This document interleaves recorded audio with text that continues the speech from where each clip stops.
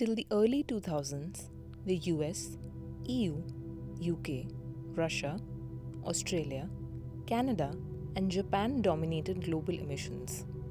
And then, China became a factory for the world that changed everything. The state of global emissions shifted significantly from the time China joined the World Trade Organization in 2001.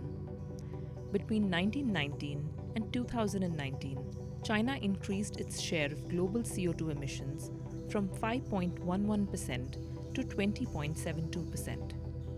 And today, China is the world's largest polluter with a whopping 10.17 gigatons of CO2 emitted in 2019 alone. This is roughly 28% of the world's total emissions that year. So, what does all this mean for the rest of the world? According to an analysis by Down to Earth and the Center for Science and Environment in Delhi, China will emit another 126 gigatons of CO2 and occupy 30% of the remaining carbon budget for this decade.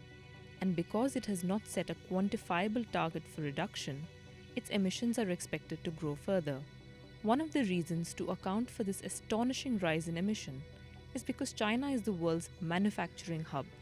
The country is producing industrial and consumer goods used by most countries of the free world, and this accounts for a lot of emissions. But if the carbon accounting was done based on the consumption of goods, then China's share in emissions would actually go down, which is an inconvenient truth about international trade. But the main reason for China's gigantic leap in emissions is due to the country's over-dependency on coal.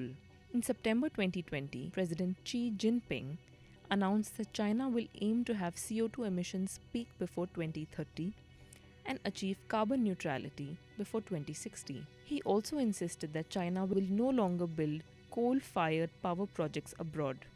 However, he was conveniently silent about the coal-fired power plants in his country.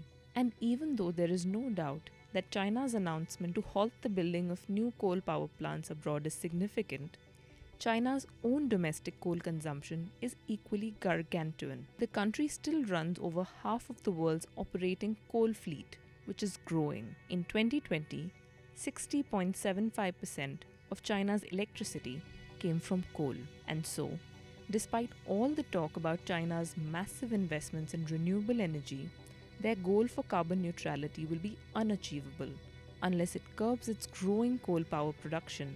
As the new global superpower and polluter, China's emissions will have a significant impact on the world's ability to achieve its climate goals.